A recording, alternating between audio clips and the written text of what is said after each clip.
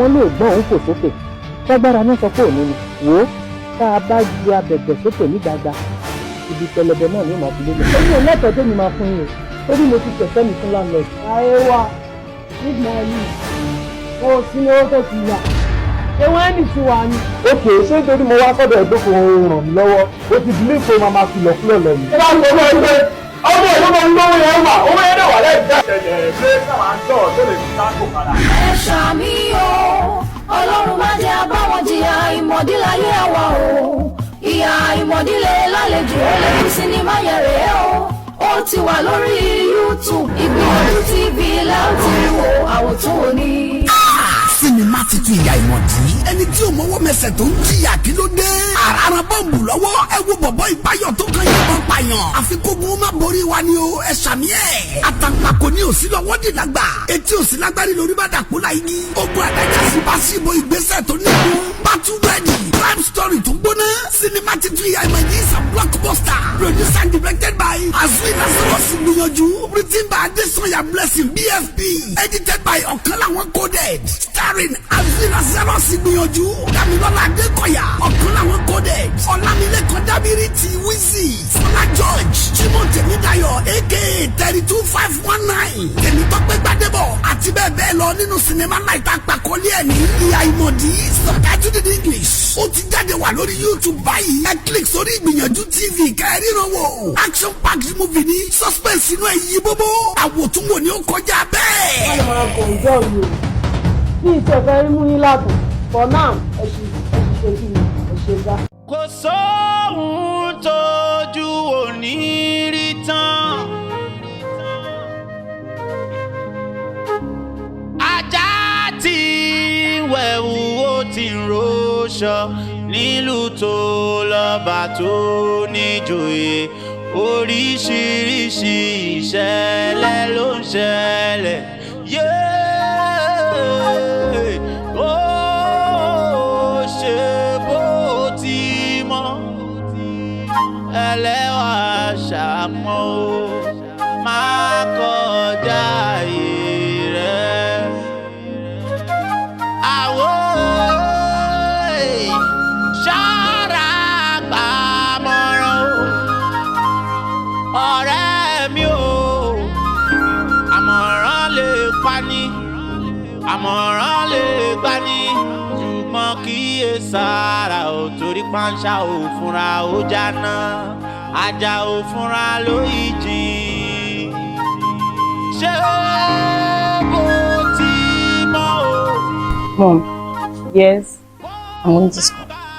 O ti fẹ́ máa lọ. Sórí wúwo nǹkan tí mo sọ fún ẹ mi ò fẹ́ kó gbà pé kankan nú ẹ̀. Wọ́n rìnrìn kiri o, à ń lọ láàárọ̀, à ń dé ní later. I don't like it, mi ò wà in support rárá.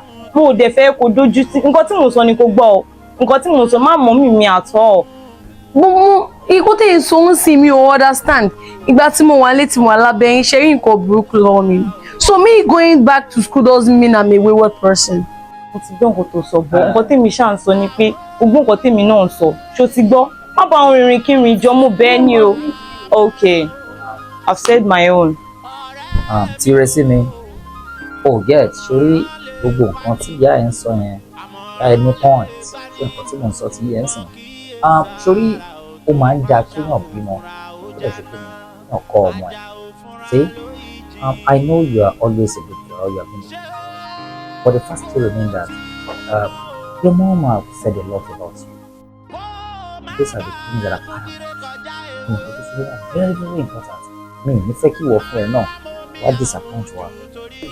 But Dad, so nǹkan tẹ́ mi ń sin pé trust èmi gan fúnra lára mi. You don't have any trust in me, right? No, not at all. And I promise to be a good person, a good girl, the good baby you have ever had. And I promise to make you proud. Obi, jọ lójú kan ìṣeré òkúta ọ̀pẹ méjì péré ni ju méjì lọ lọ́wọ́ mi ẹjọ́ ìṣàánú mi ó lè fi ṣùgbọ́n just to always remember Of course. I will. Oh my goodness. Gbogbo tí ẹ bá it's all about money. Jọ̀wọ́. Daddy, ṣé gbogbo inú ni o fún mama sọ̀rọ̀ ni? To the school, promise it. Accredited. Make it up. Are you for real? Oh my God, Dad, you are the best father I've ever met. Oh, I love you. Also. Thank you. Ó wà lára ẹ̀yin náà lẹ kúkú ń bàjẹ́, ẹ̀yin náà lẹ ń bàjẹ́. Then, madam, ọmọ tèmi lélẹ̀ bí ìbá sọ láti gbọ́ ti promise ló máa mú which I appreciate. Then, at the same time, Mommy, mo ṣáà love yín náà, kó má dá pa àsàn kankan fún yín ká tó lọ. Ẹ má dá wọn lóhùn jàre. Ẹ wo bí always run into. All right, I love you too. Bye bye. Ẹ wo, ọkàn mi ti balẹ̀. ó lọ́gbẹ̀ẹ́ nípa tí ó má lọ́gbẹ̀ẹ́ nípa tí wọ́n Problem. then that's Okay. last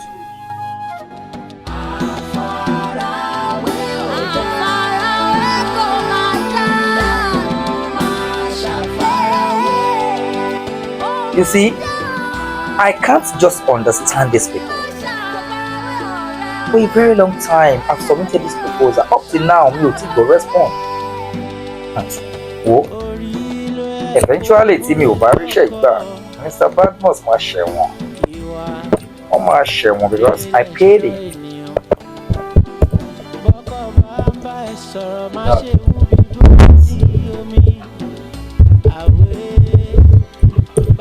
Daddy, ẹ busy ni. No, mo gbẹ́ bọ̀ ní àsìkò. Daddy, ó tí mo béèrè lọ́wọ́ yín kọ́. Mo ní mo lọ sí Abuja lẹ́yìn ọ̀la náà. There's a book flight already. You ask me for money before. Mo béèrè lọ́wọ́ yín náà. Mo ní mo lọ sí Abuja lẹ́yìn ọ̀la náà. There's a book flight already. Okay. Tó bá ti lọ sí Abuja tó ń lọ yẹn, try láti kó bọ̀. Owó wà l'Abuja. Far from a friend, wọ́n ní tí èèyàn bá ti débi èèyàn kàn máa kó ní o get. Mo ti book flight yẹn mo dẹ̀ máa need it urgently bye. Oh, flight ló fẹ́ wọ̀ lọ sí Abuja. Láti fẹ́ wò lọ. Wow, that's beautiful. Okay, fine, let's just do like this. Àwọn ọ̀rẹ́ mi rẹ̀ ṣe birthday party. Ó lè ti believe pé me Jídé I will come. Like my father has money. Bàbá mi lówó lọ́wọ́ náà. Ó lè invite me, tọwọ́tọwọ́ ló fi invite me with honour. So I have to go.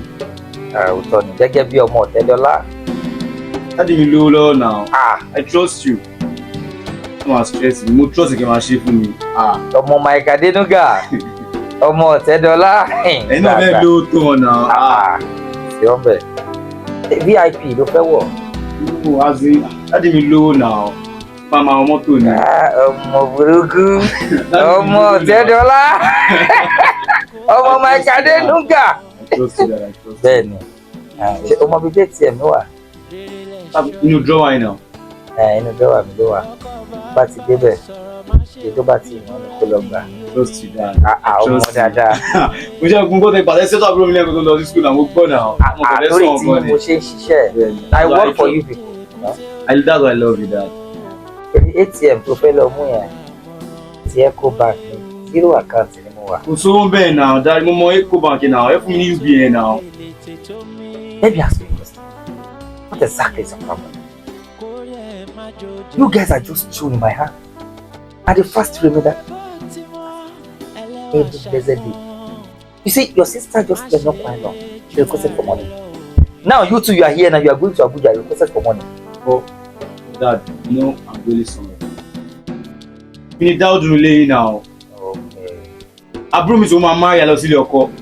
I will be the one maintain this house for you. Oh, now I get it. That is the main reason. Oh, she people serious for your life, right?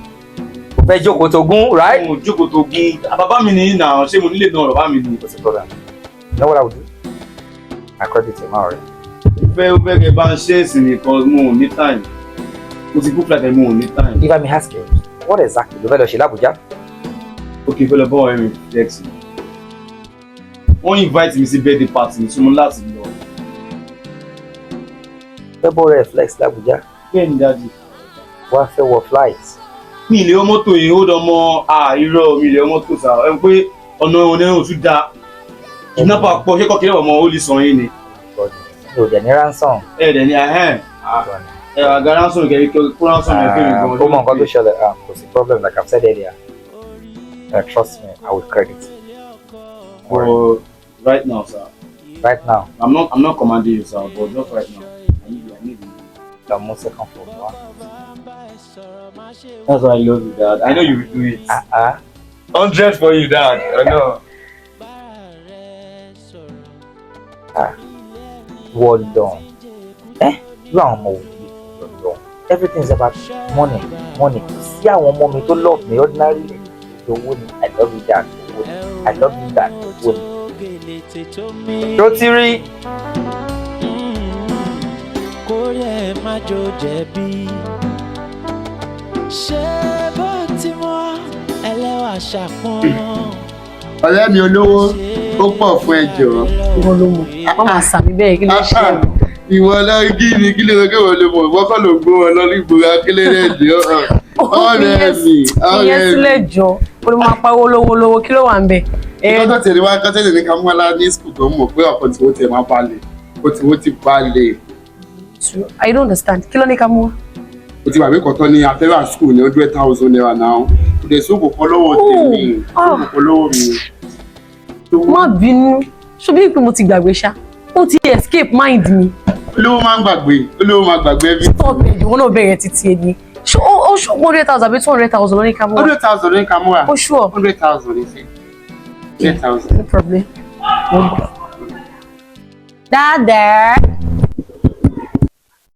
Daddy. Tire. My daddy. Kí ló ṣẹlẹ̀? Ṣé o? Ṣé ẹ wà stressed? Èèyàn máa ń wà lẹ́nu iṣẹ́ kó má wà stress ni. Mo wà stress o. Daddy. Actually, mo fẹ́ bá yín sọ nǹkan. Okay. Nǹkan tó ṣẹlẹ̀ ni wípé mo tiẹ̀ ti gbàgbé o, but ọ̀rẹ́ mi gan ló ti ẹ̀rọ mi létí ń sìn. Nǹkan tó ṣẹlẹ̀ ni pé ní school wọ́n ní ká dá owó, but tí bá ń rántí dáadáa ó náà pé 200,000 mo gbọ́ bọ́. Ọ̀rẹ́ mi bíbá yín sìn wọ́n sọ pé 100 ni. Mo mi ò bá mind o daddy in case of necessity. Ṣó ti kẹ́ bá mi ṣe bóyá tó. Lọ́rọ̀ kan ṣá, actually I overheard you guys when you were talking over there, but kò really sọ́kàn mi lọ́dọ̀ yín lọ títí báyẹn you get. Lọ́rọ̀ kan sìn ṣé 200 ni àbí 100? Bílò ló pè gangan. Yeah, 200 sir. 200. Yes. Mo fẹ́ kí wọ́n mọ̀ pé tiẹ̀ yàtọ̀ sáwọn yòókù. Máa fún ẹ ní 500,000. Thank you. I love it. It's okay. 500. Oh my God. Odumola baby. Ajayi.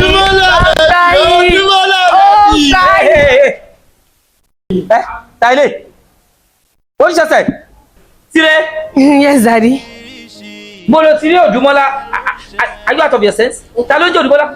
Òun náà ló kọ́ tọ́lá fún campus náà nìyẹn sá. Ẹgbà mi. Odu what? You know. But ta ló jẹ́ Odumola? That is not what you think. Okay, Emokwe. Because I came from a wealthy family. That's why she máa ń gbé mi. Bẹ́ẹ̀ni òṣìṣẹ́ tó bá wá láti wealthy family. Ṣé ìyá ẹ ló ṣàwo ni àbí mi wọ gbòòrò? That's not what they mean. Oh my God. Just. Ẹ ti ṣìpè.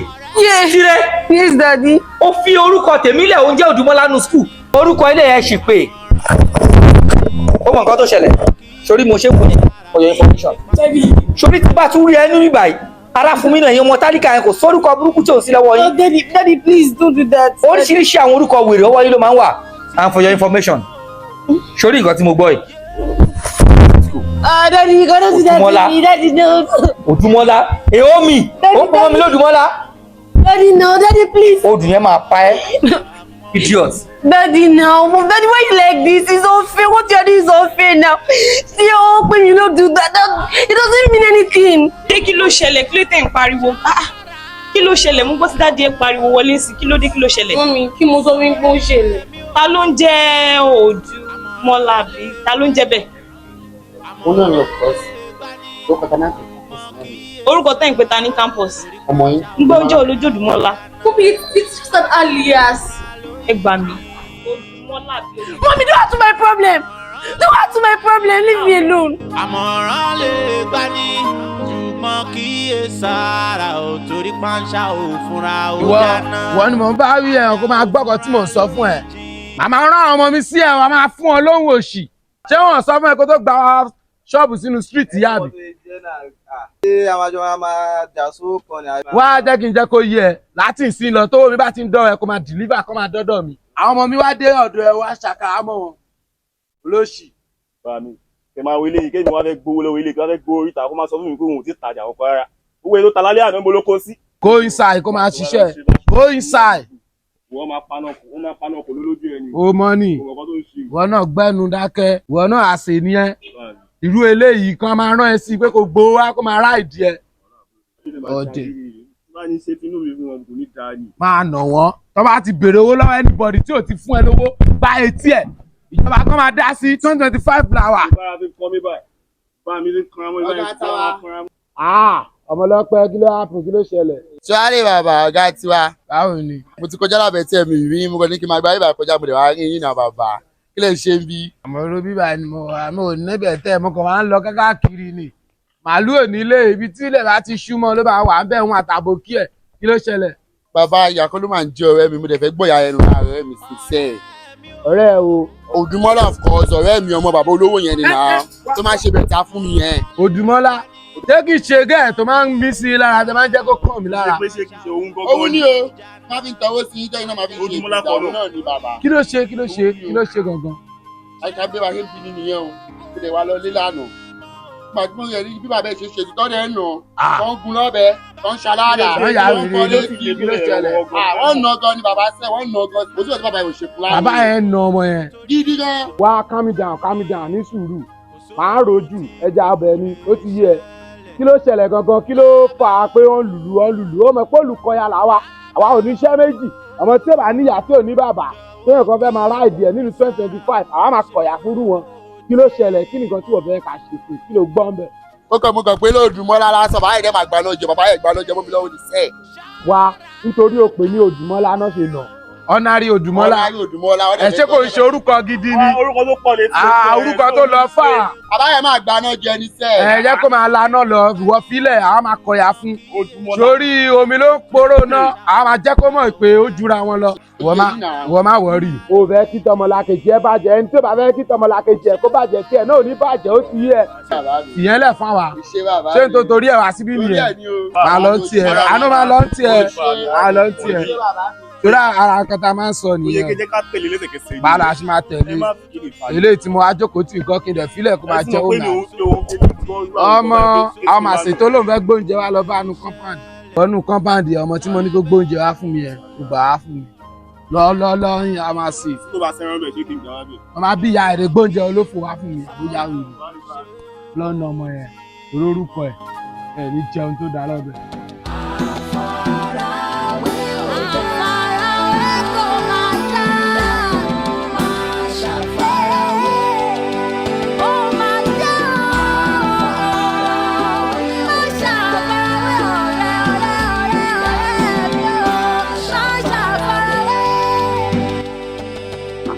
Tíre sí mi tíre wá ọkọ mi má bínú wá jọ má tíre sí mi tíre ìwọ mọ yìí ibo ló wà lọ láti jọjọ èṣù fẹ́ pa mí ni. But mom, why are you looking for me? Why are you searching for me? Ṣé mo sọnù ni? I don't understand.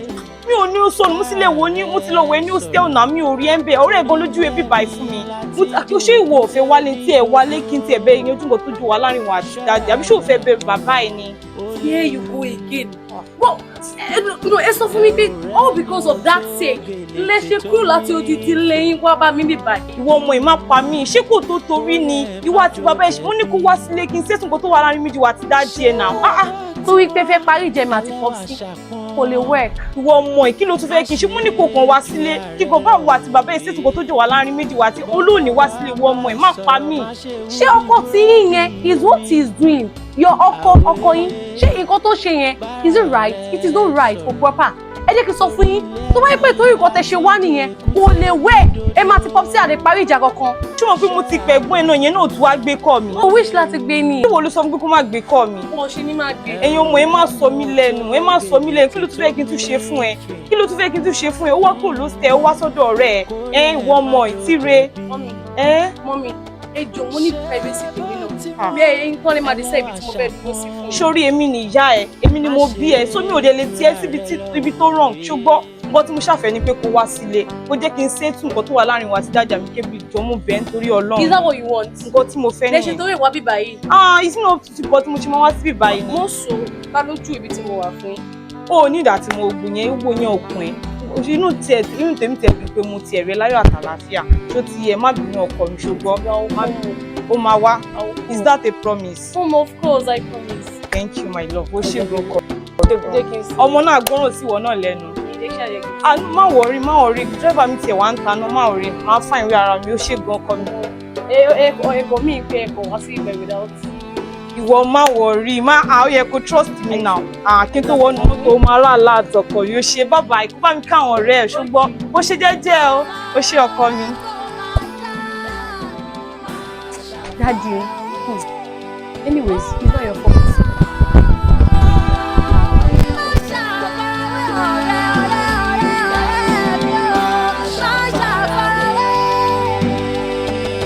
Orí ló yẹ kó múrelé ọkọ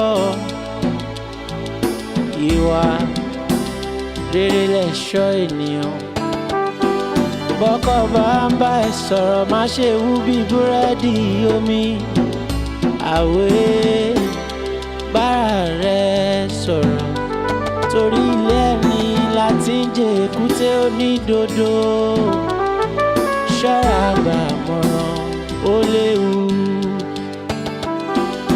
Ẹ̀rù rẹ̀ ni ó tó gèlètè tó mí fìn. Kórè ẹ̀ má jò jẹ̀bi. Báwo ni? Ọkọ mi ń kọ́. Ọkọ yín ti jáde, madam. Kí ni wọ́n ń dúró ṣe? Kọ́mọ gbé báàgì wọlé fún mi jọ. Madam, kí ló ṣẹlẹ̀? Ojú ọkọ yín ti kúrò láàárọ̀ yìí. Kí ló ṣẹlẹ̀? So what's your own business with that? Kí ló kọ́ ẹ̀ pẹ̀lú fojú ọkọ mi kúrò? Imagine, ó stupid gan o. Ṣé yẹn ló wá ṣe ń bí? Anyways, kí ló ṣe látẹ̀kọ́ tó sí hànà? Ó ti sùn. Mo máa padà dismiss ẹni ṣó ti gbọ́. Kọ́mọ ṣòtò mi ò ní time fún ẹ náà. Madam ṣáà máa ń fáìn ní gbogbo ìgbà. Àbí bí ìgbà pé kí n gbọ́ ọmọ madam yẹn mú ṣáà kí n máa ṣáṣẹ́ ẹ̀kọ́. Ìgbà tí ìdàgbà ní ṣáà tó wà lè fún àṣẹ. Èmi bí náà ni mo fà. Kí ni máa padà jẹ́ iṣẹ́ ẹ?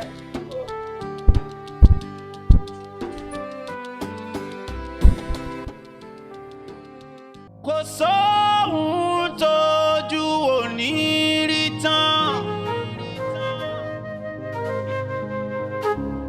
Ajá tí wẹ̀wù ó ti ń róṣọ nílùú tó lọ́ba tó níjòyè oríṣiríṣi ìṣẹ̀lẹ̀ ló ń ṣẹlẹ̀.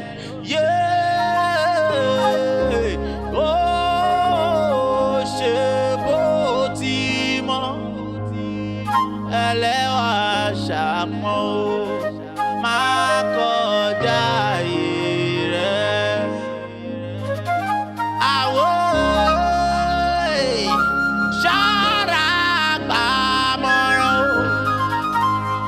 o ọ̀rẹ́ mi o àmọ̀ràn lè pani àmọ̀ràn lè gbani ṣùgbọ́n kíyèsára ò torí pàǹṣá ò fúnra ó jáná ajá ò fúnra ló ìjìn. Ṣé bó ti mọ́ o kó má bàa gún kiri kọjá ewé máa mómi àmujù torí inú ló ń múrun ni kò sóhun tí kò lè ṣẹlẹ̀ lábẹ́ ọ̀run o jọ̀wọ́ kíyè sára ò ṣe bó ti mọ́.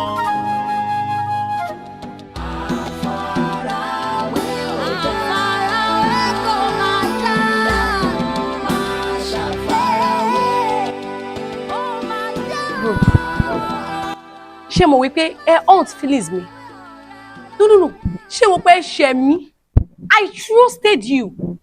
I have loved you. Lẹ́yìn ẹ̀yin, I know it is you because I have no other brother except you. Kí mo ṣe? Now, kí ló fún ní temerity láti sọ fún mọ́mí síbi tí mo wà? Oh, mi yẹn. Mo ń padà wá sí ibà. Wọ́n wá ni mo sọ fún wọ́n wá. Fuck. No wonder, no mo lọ wẹ̀ mo bá 20 minutes kọ lórí phone mi. Ta ló wá pè? Your mom, of course. Ìyá mi. Yes, Kì í ṣe ìyá tí. Your mom. Our mother. Okay, o mọ kan tí o see me. Just go home and settle this thing amicably between you and your father, please. Ejo, please hold it there. I don't understand. My father, not our father. But kí ni ìṣòro àti popsi no? Kí ni ìṣòro yín? What is the call of your problem? Tell me.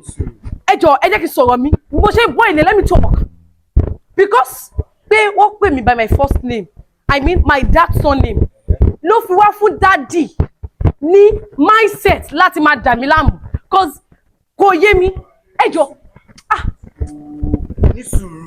Popsi like we don't hear you. Fine, okay. Go home and settle with your dad, with your father. And this thing is affecting me like serious. Like look at me. I'm very broke. Look at I can't shave my hair. Ẹ gbà mí. And Osheri, you must sound funny. Ma kò dédé máa rẹ́rìn láì rí ẹni tí tó pa mí lẹ́rìn. Ẹ sọ sí my mom, our mother.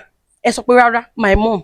No, it is my dad, not your dad. But ẹ fẹ́ settle ẹ pẹ̀lú popsi torí pé ní ìdówó. Please calm down. Like this now. I'm very, very fucking broke. Like, you can just settle this thing amicably. She is your father. Bro. Eh? Ẹ jọ̀ọ́ má bínú pé bèrè question kan lọ́wọ́ yín. Okay, now for example, popsi Osun, like he slept on his bed. She gets. I want to see bed on second day. Or that same day, I watch her. Popsi ti. Ẹni sùúrù. Ẹ máa mí pé. Mi ò kú o daddy o. Ìkó tí ẹ̀ ń try láti assume mi o.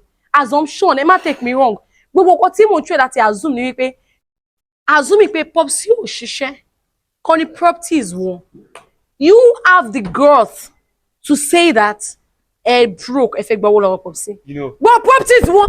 Let me talk. Let me say my mind. Gbogbo property daddy is saying. That is what you rely on. Ẹ lọ ṣiṣẹ́, go and work. Because ẹ̀yin lè rely le properties daddy. Nítorí mi ni dáódù lé, mi ni máa padà jogún everything. If you marry, you go to your husband's house. Olórí. So try to settle this thing with your father. Olórí ilé tí ò lè ṣiṣẹ́. Ó rely ilé bàbá ẹ̀. Popsi ò bá ṣiṣẹ́ kọ́ ní owó lọ́wọ́. And he rely ilé wọn lórí. He's my dad. He's the father for what? For credit love. Bro, he's your father, he's your father. This is my father I'm talking about here. Okay. Mo lè gbẹ́ni tí ló bá wọn lọ àwọn lọ bí mi. No problem. Ṣebí kí n settle pẹ̀lú popsi? Just settle this thing with your dad. Ìyẹn ló kéré jù.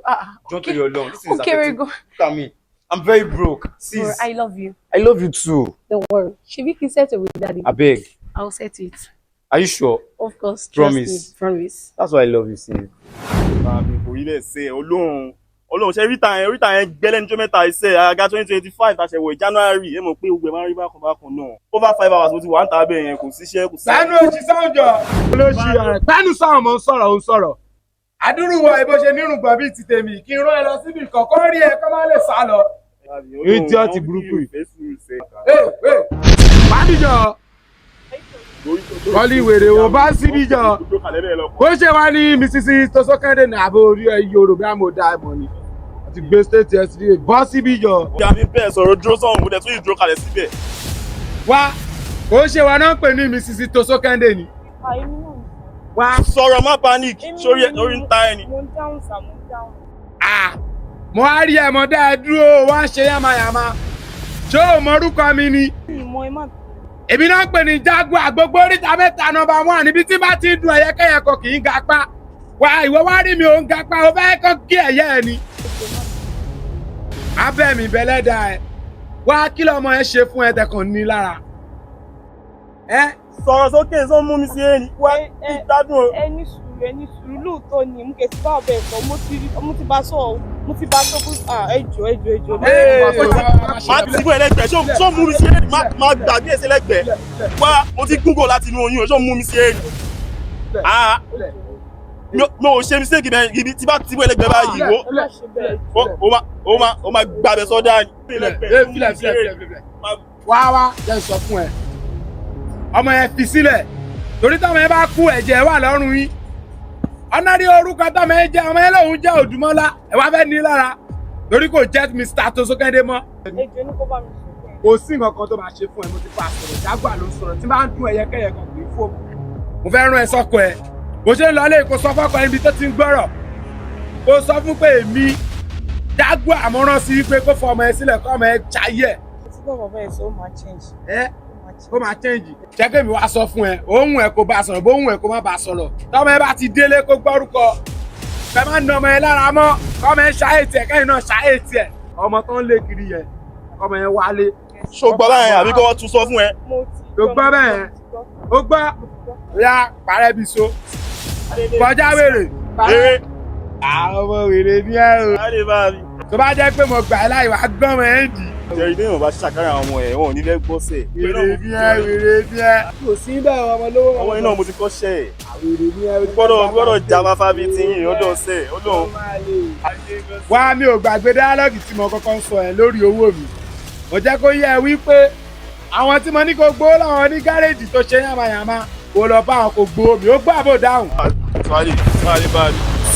wọn náà tẹ̀lé ọmọ ilẹ̀ yẹn kó lọ tẹ̀lé bẹ́ẹ̀ kó lọ gbó mi rí ẹ pé.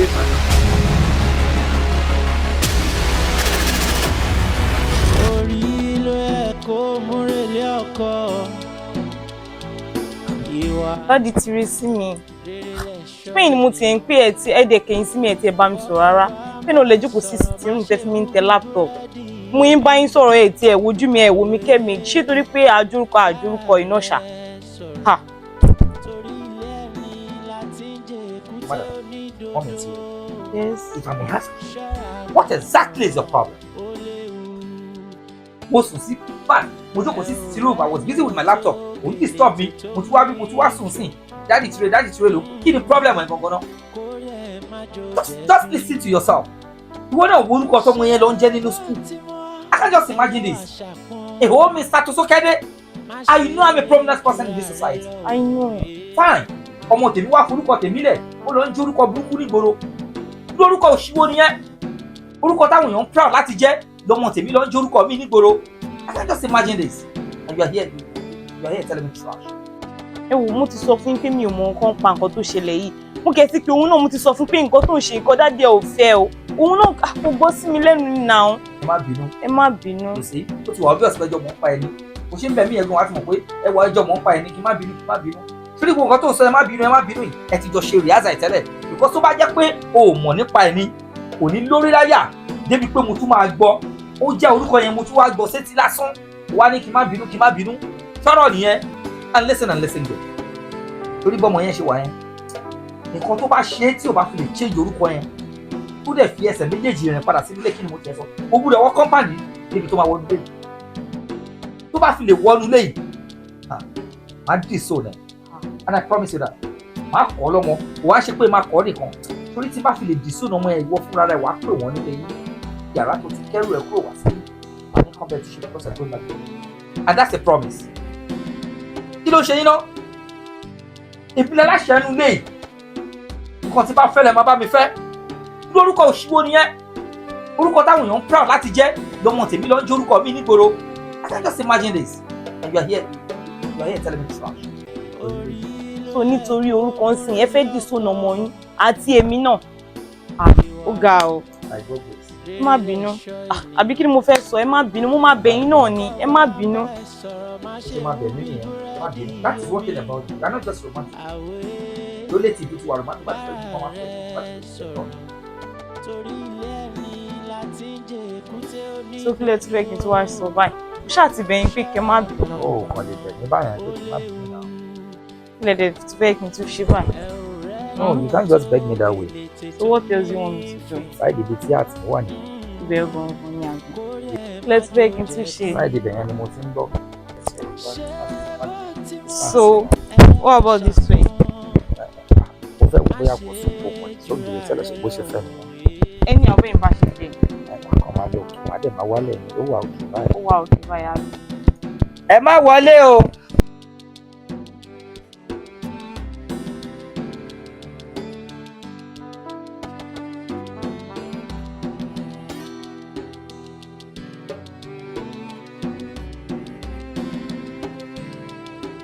ọmọ mo wà ó kò wá lókì ní jàre torí kọ̀kọ́ tẹ̀ ń ta bẹ́ẹ̀ mi ló bá ẹ jàre wọ̀ yá mi kò lè pa ọ̀fun ẹ̀ ajé máa ń pẹ́ padà. Ejide àfààní báyọ̀ tó ń lọ. ọmọ ìyá mi ló ṣẹlẹ̀ àárí ẹ̀ ṣẹlẹ̀. owó ẹ̀ lè rí mi o kọ́kọ́ tẹ̀ ń fíngà bẹ́ẹ̀ mi báyìí mo tẹ̀ jẹ́ tara mi rárá òyìn kan ló ń da bẹ́ẹ̀ mi ó jàre. àní tó dàbí rẹ̀ ṣé ká yanjú ẹ̀ ká eliminate lọ́wọ́ kan. ṣé ìdádì rẹ̀ sọ̀rọ̀ pa ẹ̀ káàkiri. mi ò fẹ́ wàhálà fún ara wa ìdùnnú tèmi náà ni mo ti ń ṣàlàyé pé nọ́mbà ẹgbẹ́ káàtì ẹ̀ lọ ṣe fàájì pé. a máa ṣètò ìṣẹ́ lórí orúkọ lásán náà ní orúkọ tó ń dá wà lálẹ́ orúkọ tó ń kà búrò nínú kọ́ńpọ̀sì. báwo lẹ ṣe máa ṣe báyìí sí.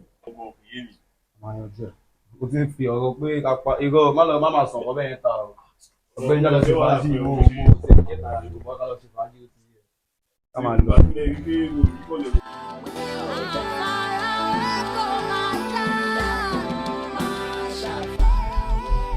Hello? Ibẹ̀ náà ni mo ń lọ mo ti fẹ́ lọ mo ti ní kí n máa bọ̀ kí n wá mu. A ti ń lọ bèbè àti ń lọ bá àti ẹni pé àti ẹ̀ ti wà ní street wọn gan ready. Yeah, I'll call you tí bá ti débẹ̀ máa gbé ọ ṣé gan. Yeah, thank you. Kí wọ́n náà take care. All right. Ìwà rere lẹ̀ṣọ́ ènìyàn. Bọ́kọ̀ bá ń bá ẹ sọ̀rọ̀ má ṣe wú bí búrẹ́dì omi. Àwẹ̀ bára rẹ̀ sọ̀rọ̀ torí ilé ẹni láti ń jẹ èkúté onídodo. Ṣọ́ra gbà mọ̀ràn ó léwu. Ẹ̀rù rẹ̀ ni ó tó gèlè tètò mí fìn. Hello? Yeah, mo ti wà street yẹn. Dúró. Okay, kí n máa bọ̀ straight. Okay. All right, sir. Thank you. Okay. Yeah, let's go.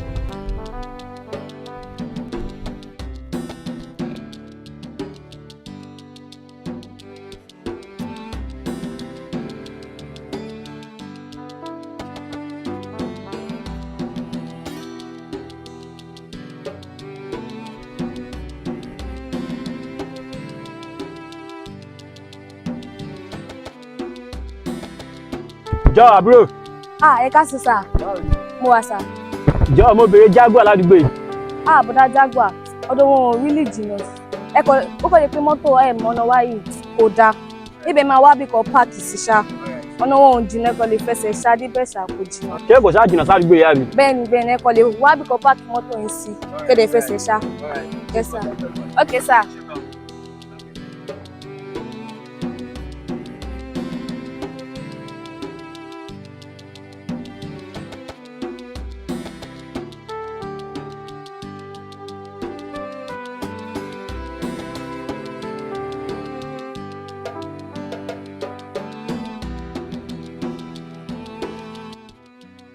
Àmà ṣé ẹ bínú pé a dá yín dúró jù ẹ má bínú pé a dá yín dúró sí bíbá yìí bí táwa náà ń bọ̀ ọ̀nà yẹn jìn díẹ̀ ni.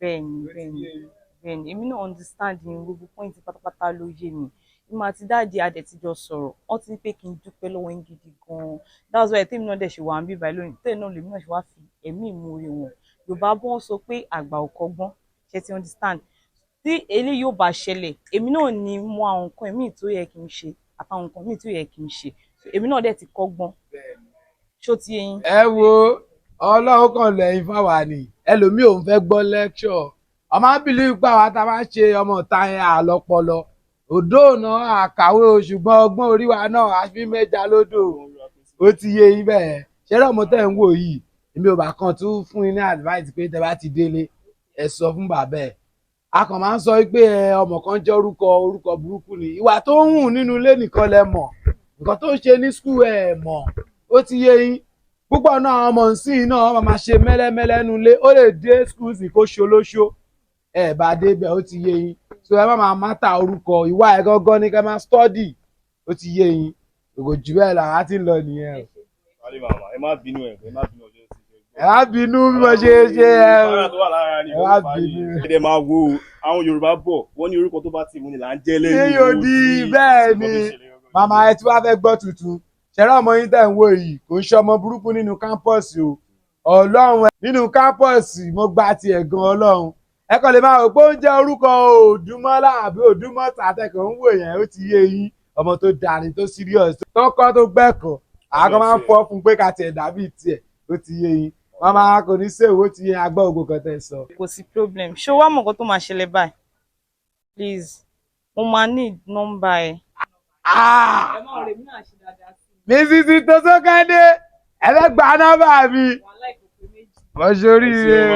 Mo fẹ́ fi ẹ̀mí ìmoore wọn sí kẹ́lẹ́ bá mọ̀ pé inú tèmi gan dùn sí nǹkan tẹ́ ṣe yẹn.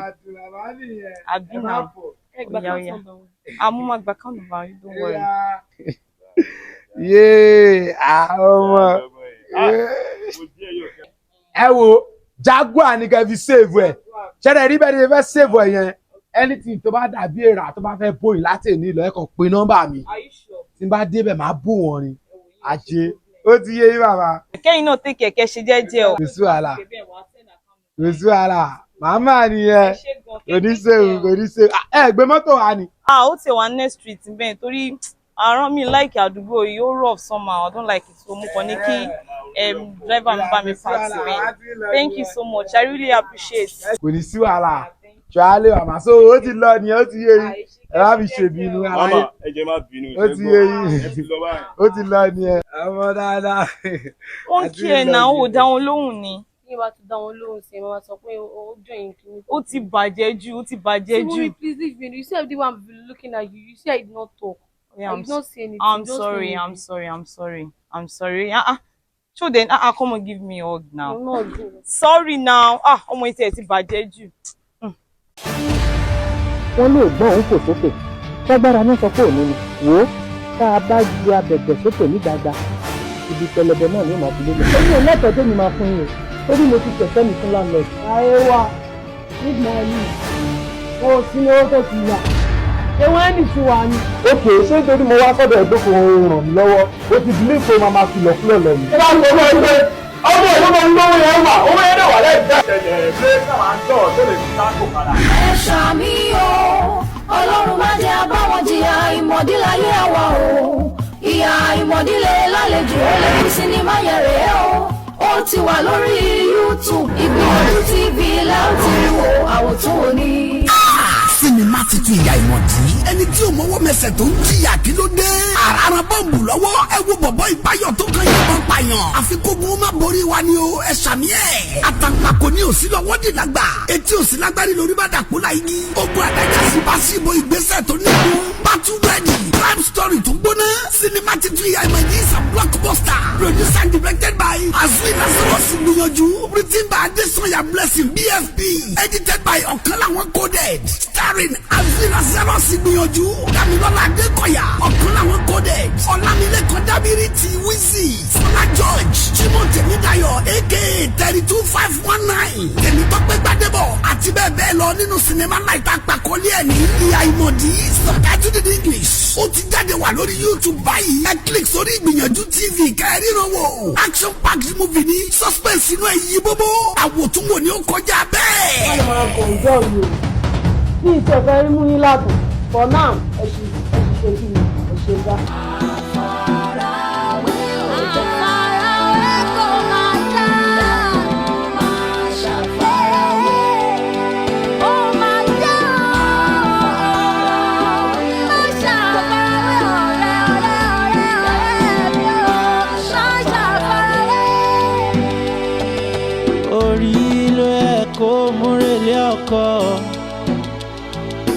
Ìwà rere lẹ̀ṣọ́ ènìyàn. Bọ́kọ bá ń bá ẹ sọ̀rọ̀ má ṣe wú bí búrẹ́dì omi. Àwẹ̀ bára rẹ sọ̀rọ̀ torí ilé ẹni láti ń jẹ èkúté onídodo. Ṣọ́ra gbàmọ̀ràn ó léwu. Ẹ ò rẹ́ni ò tó gèlè tètò mí fìn. Kórè ẹ má jò jẹ̀bi. Ṣé bó ti mọ́ ẹlẹ́wà ṣàpọ́n?